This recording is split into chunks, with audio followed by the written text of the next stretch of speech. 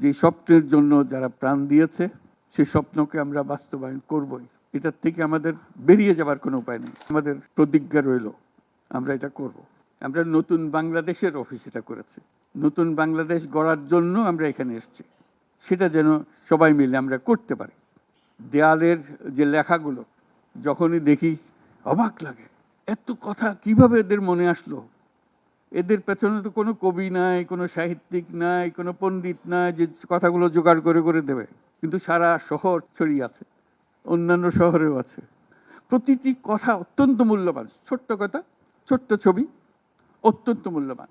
শুধু বাংলাদেশের মানুষ উতলা হয়ে গেছে নতুন বাংলাদেশ করার জন্য, তাই না?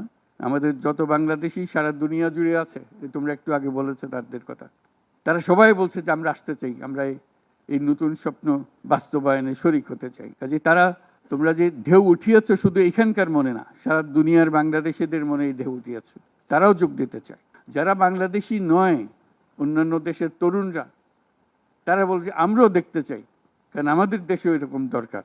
কাজে এটা কোনো সীমাবদ্ধ নয় যে বাংলাদেশের মনের মধ্যে তোমরা প্রচন্ড ঢেউ জাগিয়ে দিয়েছো, প্রচন্ড স্বপ্ন জাগিয়ে দিয়েছো। তোমরা সারা পৃথিবীর তরুণকে জাগিয়ে দিয়েছো যে এই তরুণদের হাতেই সৃষ্টি হবে নতুন পৃথিবী। কাজেই তোমরা যেটা করলা সেটারই একটা সূত্রপাত, তরুণদেরকে দিয়েই নতুন পৃথিবীর সূত্রপাত। এটা শুধু নতুন বাংলাদেশের সূত্রপাত না, এটাই নতুন বাংলাদেশের মাধ্যমে নতুন পৃথিবীর সূত্রপাত করছো তোমরা। তোমরা ইতিহাস। আজকে মনে হচ্ছে সাধারণ কয়েকজন তরুণ সামনে বসে আছে, কিছুদিন পরে এই সাধারণরাই অসাধারণ হিসেবে পৃথিবীব্যাপী স্বীকৃত হবে, যেহেতু তোমরা অসাধারণ কাজ করেছো। সেই কাজে যেন বিরতি না আসে, এটাই হলো আমাদের প্রতিজ্ঞা, যে আমরা যেন করতে পারি।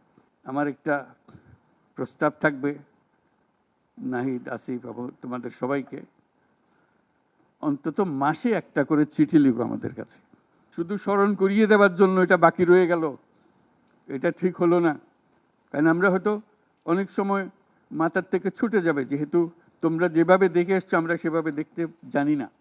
সেই জানানটা দেওয়ার জন্য আমাদেরকে গুঁতো দিতে হবে, স্মরণ করিয়ে দিতে হবে, যাতে করে আমরা এটার থেকে বিচ্যুত হয়ে যেতে না পারি।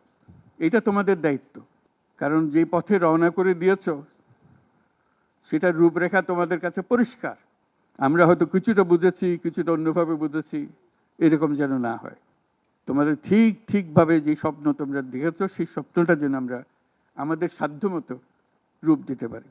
বহু লোক বসে আছে যারা এই দুঃস্বপ্ন থেকে আমরা জেগে ওঠার কারণে তারা দিশেহারা হয়ে গেছে।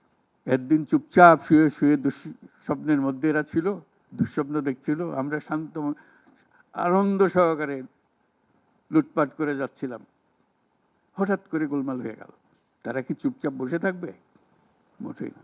খুব চেষ্টা করবে আবার তোমাদেরকে দুঃস্বপ্নের মধ্যে যাতে ঢুকিয়ে দেওয়া যায়, তারা শান্তমতে আবার শান্তিতে আবার তাদের রাজত্ব চালাতে পারে।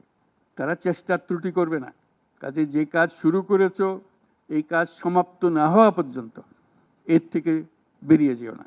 বাংলাদেশের জন্ম থেকে আজ পর্যন্ত এই সুযোগ আর আসে নাই, যে সুযোগ তোমরা আমাদের হাতে তুলে দেবে।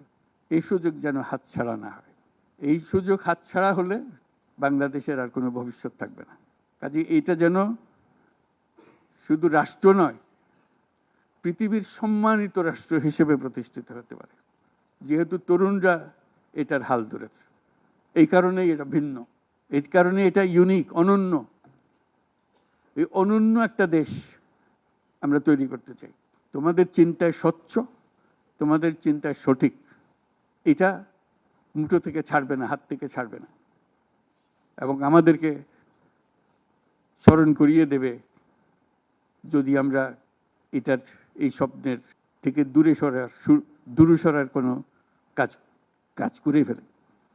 আমাদের কারো কোনো ইচ্ছা নাই এই স্বপ্ন বাইরে যাওয়ার, এই স্বপ্ন বাস্তবায়ন করাই আমাদের সার্বক্ষণিক কাজ।